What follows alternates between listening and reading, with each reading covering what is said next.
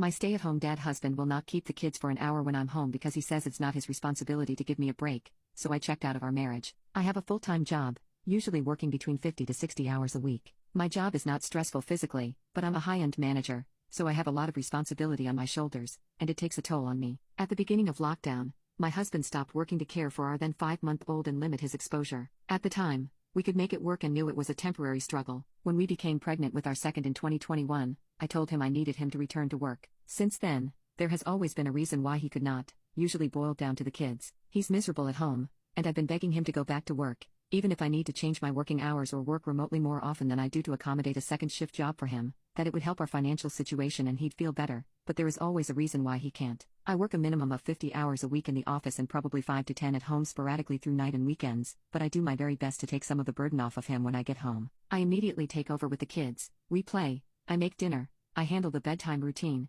and I get everyone up and fed before I return to work the next day. I'm not perfect by any means and have much to work on, but I try my best. A lot of weekends, James and the kids want to go out and do something as a family, and even though I am far too tired, I usually try to push through for the kids' sake. I battle severe depression, and I've been in a low lately that I believe is caused by burnout. Last weekend it was the anniversary of my mother's passing, and I was feeling a little extra emotional. I was at the end of my rope after work called me asking for help and both kids were throwing separate fits. I snapped. I told James that I just needed an hour. An hour where I'm not needed, not as an employee, mom, wife, anything. Whether to play a video game or scroll my phone or take a shower where someone isn't jumping in with me. All I asked for was an hour. James responded to me that it was not his responsibility to give me a break, and I needed to figure that out for myself. I was taken aback and a little offended by this, because I feel like a partnership we should be helping one another, and not figuring it out for ourselves. He responded with, "I'm trying to teach you, no one is just going to give you what you want." Later that evening, my grandmother called to reminisce about my mom, and I was crying. James then told me he hadn't realized what day it was and apologized, so I thought that was that.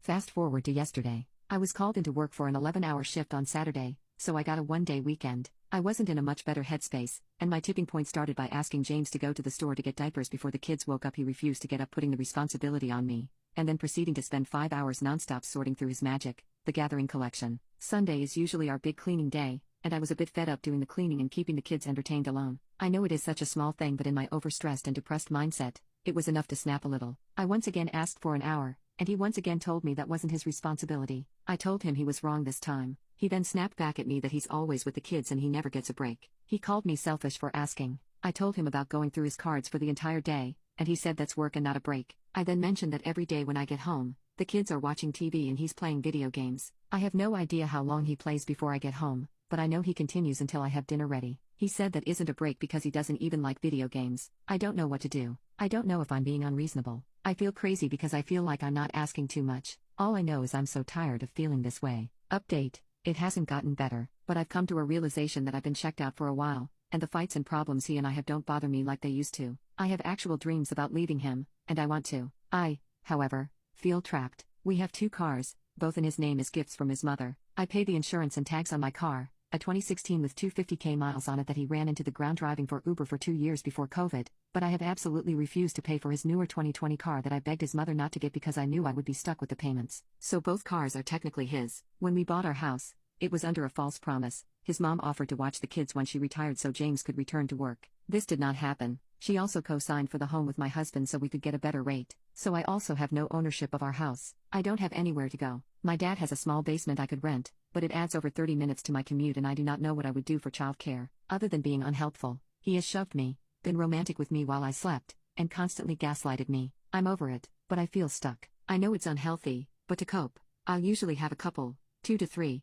beers before bed, and he constantly berates me for being an alcoholic. There's probably more that I'm forgetting, but I'm just emotionally tired and unsure what to do. Update 2. I told him I wanted a divorce. I told him I was done. It obviously didn't go well, and he's trying his usual manipulative tactics of crying and taking steps to change, setting up a psychiatrist appointment to switch his medication, having a job interview lined up, etc. It is very hard and against my nature to not cave now that he's suddenly trying, but I'm staying strong. I'm reminding myself that this has happened before. I'm going to my dad's this weekend so he can see his grandkids, but he just got divorced a few months back, so I plan to talk to him about options and what I need to know. I'm scared as hell because I don't know what I'm going to do about the car, place to stay, kids, etc. But when I told him I thought him trying to have sexual relations with me while I slept because I couldn't say no, was grape, and he continued to do it anyway. Or when he went to a club with his friends and expected a pat on the back from me and all of my friends because he didn't get a blow from one of the girls. Or when he started nonchalantly telling people that he shoved me backward onto the couch or on the bed mid-argument to my friends like it was normal. These are the things I'm reminding myself to stay strong during. We live in a 3-bedroom home, so I've made him move into the guest room while I get my ducks in a row.